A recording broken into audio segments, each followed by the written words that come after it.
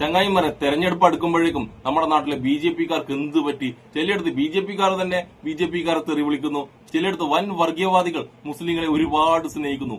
ഈ BJP-കാർക്ക് ഇത് എന്ത് പറ്റി? ഈ സംഖ്യയുടെയൊക്കെ തലയിൽ തേങ്ങ വീണു തോന്നുന്നു. കുറച്ചൊക്കെ ബുദ്ധി അവിടെ തലയിൽ ഉദിച്ചു തോന്നുട്ടാ. അതായത് നമ്മുടെ നാട്ടിലെ ഏറ്റവും വലിയ വർഗീയവാദികളിൽ ഒരാളായ കർമാസേച്ചിയിലെ കർമാസേച്ചിക്ക് ഇപ്പൊ മുസ്ലിങ്ങളെ എമ്മാതിരി സ്നേഹമാണ്.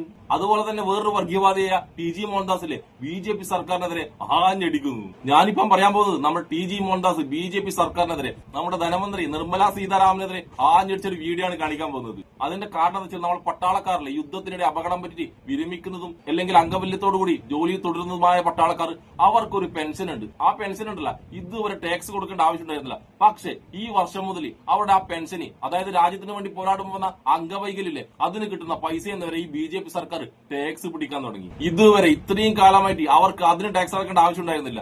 പക്ഷെ രാജ്യസ്നേഹവും പട്ടാള സ്നേഹവും ഇടക്കിടക്കെ പറഞ്ഞുകൊണ്ടിരിക്കുന്ന ഈ സംഘി സർക്കാർ ഉളുപ്പും നാണവും അല്ലാണ്ട് അവരുടെ ചട്ടിന്ന് വരെ ഭക്ഷണം തട്ടിപ്പൊറിച്ചെടുക്കാൻ തുടങ്ങി. ആ വൃത്തികേടിനെ പറ്റിയാണ് നമ്മൾ TG മോഹൻദാസ് ഇന്ന് പൊട്ടിത്തെറിച്ചത്. ആള് സംഘിയാണ്, വൃത്തികെട്ടവനാണ്, വർഗീയവാദിയാണോ ഒക്കെ ശരി, പക്ഷെ ഈ പറഞ്ഞ കാര്യം ശരിക്കും പറയേണ്ടത് തന്നെയായിരുന്നു. ഈ പറഞ്ഞതിൽ ഒരുപാട് നമ്മൾക്ക് കേൾക്കേണ്ട ഒരുപാട് കാര്യങ്ങളുണ്ട്. നിങ്ങൾക്ക് സമയമുണ്ടെങ്കിൽ നിങ്ങളൊന്ന് കേട്ടു നോക്ക്. ശ്രീമതി നിർമ്മല സീതാരാമൻ കഴിഞ്ഞ ദിവസം ബജറ്റ് അവതരിപ്പിച്ചു. ബജറ്റിന്റെ ഡീറ്റെയിൽസ് ഓരോന്നായിട്ട് പുറത്തേക്ക് വരുന്നു. നമ്മുടെ TV-കാരുടെ സ്വഭാവം അനുസരിച്ചും പത്രക്കാരുടെ സ്വഭാവം അനുസരിച്ചും ബജറ്റ് വായിക്കുന്ന മുറയ്ക്ക് കമന്റ് അടിച്ച് അതിന് തീർക്കുക. പിന്നെ ആരും തിരിഞ്ഞു നോക്കാറില്ല ബജറ്റിന് എന്ത് സംഭവിച്ചാൽ എന്താ എന്നുള്ള മട്ടിലാണ്. ബജറ്റിന്റെ ഡീറ്റെയിൽസ് പുറത്ത് വരുമ്പോഴാണ് ഇതിൽ ശരിയായിട്ട് താല്പര്യമുള്ളവരെ വായിച്ച് നോക്കുകയും പിടിക്കുകയും ചെയ്യുന്ന വലിയൊരു ഡോക്യുമെന്റാണ് ബജറ്റ്. ബജറ്റ് ആരും മുഴുവൻ വായിക്കാറില്ല. ബജറ്റിന്റെ ഡീറ്റെയിൽസ് അത് മനസ്സിലാക്കുന്നത് ഫൈനാൻഷ്യൽ താല്പര്യമുള്ളവരും പിന്നെ ഡയറക്റ്റ് നമ്മളെ ഹിറ്റ് ചെയ്യുന്ന എന്തെങ്കിലും കാര്യം വരുമ്പോഴും ഒക്കെയാണ്. ഇത്തവണത്തെ ബജറ്റിൽ പട്ടാളത്തിലെ ചില വിഭാഗങ്ങൾക്ക് കൊടുത്തുകൊണ്ടിരുന്ന income tax exemption Nirmala Sitharaman പിൻവലിച്ചു. അത് വലിയ സങ്കടമായിപ്പോയി. ഈ പട്ടാളത്തിൽ യുദ്ധം നടക്കില്ല.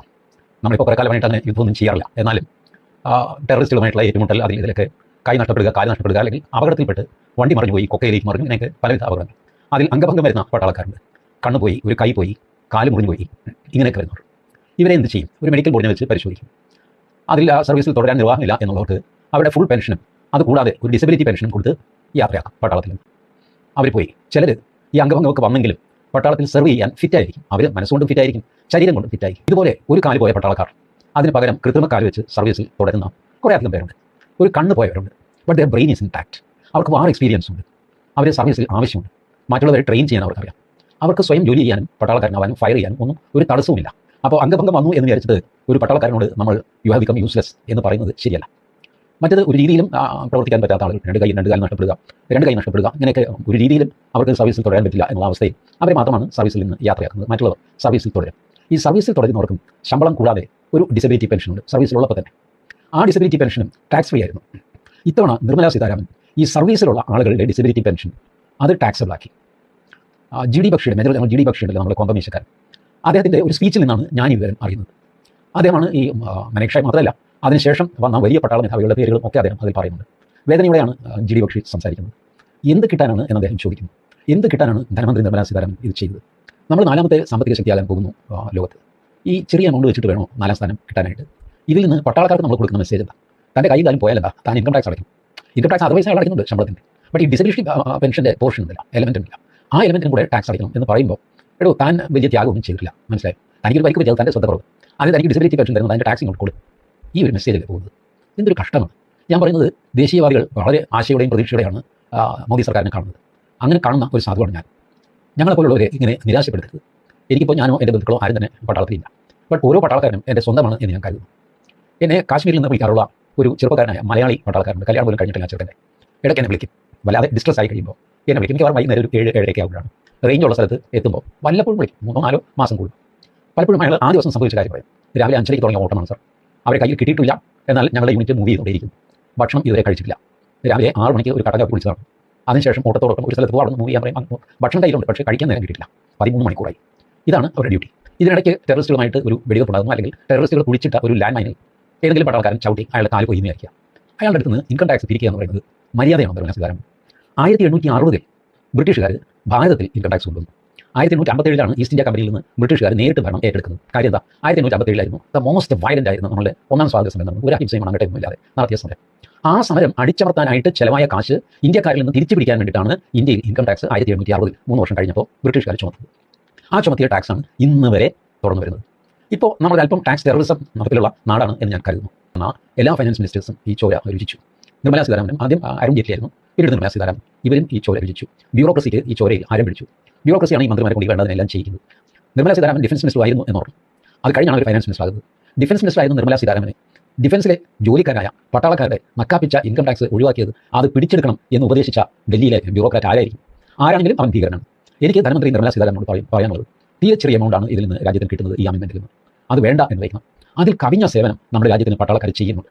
ഒരാളിൻ്റെ കയ്യോ കാലോ പോയി കഴിഞ്ഞാൽ പോയത് പോട്ടെ, നിന്റെ കൂടെ രാജ്യമുണ്ട് എന്ന് ഉറക്കെ പ്രഖ്യാപിക്കാൻ സാധിക്കേണ്ടത്. സാമുവൽ ഹണ്ടിങ്ടൺ അദ്ദേഹമാണ് ഈ സൊസൈറ്റിയും ആർമിയും തമ്മിൽ എഴുതപ്പെടാത്ത ഒരു കരാറുണ്ട്, ഒരു കവനന്റ് ഉണ്ട് എന്ന് പറഞ്ഞത്. സൊസൈറ്റി ആർമിക്ക് കൊടുക്കുന്ന വാക്കാണ്, നിങ്ങൾ രാജ്യരക്ഷയ്ക്കായിട്ട് യുദ്ധം ചെയ്തോളൂ, നിങ്ങൾക്ക് എന്ത് സംഭവിച്ചാലും ഞങ്ങൾ നോക്കിക്കൊള്ളാം. നിങ്ങൾ മരിച്ചുപോയാൽ നിങ്ങളുടെ കുടുംബത്തെ ഞങ്ങൾ നോക്കും, നിങ്ങൾക്ക് അംഗഭംഗം വന്നാൽ നിങ്ങൾക്ക് ജീവനോപാധി ഞങ്ങൾ തരും, നിങ്ങൾക്ക് എന്ത് സംഭവിച്ചാലും ഞങ്ങൾ ഏറ്റെടുക്കും. അതുകൊണ്ട് ധൈര്യമായിട്ട് രാജ്യത്തിന് വേണ്ടി നിൽക്കുക. അപ്പോഴേ അതല്ലേ ഒരു പട്ടാളക്കാരൻ്റെ ധൈര്യം. പട്ടാളക്കാരൻ്റെ ധൈര്യം ഒരു ഇൻഡിവിജ്വൽ ധൈര്യം മാത്രമല്ല, എടുത്തു ചാടാനുള്ള ഒരു ആവേശം മാത്രമല്ല. 140 കോടി ജനം എൻ്റെ പുറകിലുണ്ട് എന്ന് ഓരോ പട്ടാളക്കാരനും ഓരോ നിമിഷവും വിശ്വസിക്കുന്നു. ആ വിശ്വാസത്തിൻ്റെ ദാർഢ്യമാണ് അവൻ്റെ ധൈര്യത്തിൻ്റെ അടിത്തറ. ആ അടിത്തറ തകർക്കുന്ന ഒരു ചെറിയ നീക്കം പോലും പട്ടാളക്കാരനെ ആലോചനപ്പെടുത്തും. വലിയ സാമ്പത്തിക നഷ്ടം ഉണ്ടാകുമോ എന്നുള്ളതല്ല ഇവിടെ ചോദ്യം. സർക്കാരിന് വലിയ സാമ്പത്തിക ലാഭം ഉണ്ടാകുമോ എന്നുള്ളതല്ല ചോദ്യം. ഈ അടിത്തറയ്ക്ക് കോട്ടം തട്ടുമോ എന്നുള്ളതാണ്. ചെറുതാണെങ്കിലും ആ അടിത്തറയ്ക്ക്, വിശ്വാസത്തിൻ്റെ അടിത്തറയ്ക്ക് ഒരു കോട്ടം തട്ടും എന്ന് ഞാൻ കരുതുന്നു. ഈശ്വരനെ വിചാരിച്ച്, ഭാരതത്തെ വിചാരിച്ച്, 140 കോടി പൗരന്മാരെ വിചാരിച്ചിട്ട് ഈ ചെറിയ കാര്യം ഉപേക്ഷിക്കാൻ ധനമന്ത്രി ശ്രീമതി നിർമ്മലാ സീതാരാമൻ തയ്യാറാവണം. പ്രധാനമന്ത്രി ഇക്കാര്യം അവരോട് പറയണം, അവരെ ശ്രദ്ധയിൽപ്പെടുത്തണം, അതെടുത്ത് കളയാൻ ആവശ്യപ്പെടണം. അതല്ലെങ്കിൽ അത് വളരെ മോശം സിഗ്നലായിരിക്കും മൊത്തം പട്ടാളത്തിന് കൊടുക്കുക. പട്ടാളക്കാരുടെ, റിട്ടയർഡ് പട്ടാളക്കാരുടെ ധാരാളം സംഘടനകളും കാര്യങ്ങളൊക്കെ ഉണ്ട്. അവർ ഓൾറെഡി ഈ മാറ്റർ ടേക്കപ്പ് ചെയ്യും എന്ന് ഞാൻ കരുതുന്നു. അവർക്ക് ഞാൻ എല്ലാ വിജയങ്ങളും ഒരു പൗരൻ എന്നുള്ള നിലയ്ക്ക് ആശംസിക്കുന്നു. അവരെ സഹായിക്കാൻ ഈ ഒരു വീഡിയോ ചെയ്യലല്ലാതെ മറ്റൊരു മാർഗവും എനിക്കില്ല എന്നറിയാവുന്നതുകൊണ്ട് ഈ വീഡിയോ ഞാൻ അവർക്ക് സമർപ്പിക്കുന്നു. എന്റെ ടി.ജി. മോഹൻദാസ്, ഞാനൊരു കാര്യം പറയട്ടെ, നിങ്ങളൊക്കെ എന്ത് സമരം ചെയ്താലും ഈ നിർമ്മലാ സീതാരാമനും BJP-ക്കാരും ഈ സംഭവം, ഈ ടാക്സ് പിൻവലിക്കാൻ പോകുന്നില്ല. കാരണം അവർ ഈ രാജ്യത്തിന് വേണ്ടിയോ, രാജ്യത്തിലെ പട്ടാളക്കാർക്ക് വേണ്ടിയോ, രാജ്യത്തിലെ ജനങ്ങൾക്ക് വേണ്ടിയോ പ്രവർത്തിക്കുന്ന ഒരു സർക്കാരല്ല. അദാനിക്കും അംബാനിക്കൊക്കെ വേണ്ടി മാത്രം പ്രവർത്തിക്കുന്ന ഒരു സർക്കാരാണ്. അവർക്ക് എന്തെങ്കിലും ബുദ്ധിമുട്ടുണ്ടായിട്ടുണ്ടെങ്കിൽ ഉറങ്ങാതെ നിങ്ങളുടെ BJP സർക്കാരിലെ അവർക്ക് വേണ്ടി എന്ത് ചെയ്യും? നേരെ മറിച്ച് ജനങ്ങൾക്ക് വേണ്ടിയിട്ടോ, ജനങ്ങൾക്ക് വേണ്ടി പൊരുതുന്ന പട്ടാളക്കാർക്ക് വേണ്ടിയോ ഒന്നും നിങ്ങളുടെ BJP സർക്കാർ ചെയ്യുന്ന എന്റെ ടി.ജി. മോഹൻദാസ് പ്രതീക്ഷിക്കേണ്ട കേട്ടോ. ഞാൻ ഈ വീഡിയോ ശ്രദ്ധിക്കണം എന്താ കാണുന്നത്? സാധാരണ ടി.ജി. മോഹൻദാസ് എന്ത് വർഗീയത പറഞ്ഞാലും ആ വീഡിയോക്കൊക്കെ എങ്ങനെ 1 ലക്ഷം വ്യൂസ് ഉണ്ടാവും. പക്ഷെ ഈ വീഡിയോക്ക് മാത്രം 25,000 താഴെ മാത്രമേ വ്യൂസ് ഉള്ളൂ. അതായത് ഇയാൾ BJP സർക്കാർ ചെയ്ത ഒരു വൃത്തികെട്ട കാര്യം പറഞ്ഞപ്പോ, നമ്മുടെ പട്ടാളക്കാരെ വഞ്ചിച്ച ഒരു കാര്യം പറഞ്ഞപ്പോ പോലും കേരളത്തിലെ സംഖ്യകൾ ഇയാളെ മൈൻഡ് ആക്കുന്നില്ല. അതിൽ നിന്നൊക്കെ നിങ്ങൾക്ക് കേരളത്തിലെ സംഖ്യയുടെ രാജ്യസ്നേഹം മനസ്സിലായല്ല.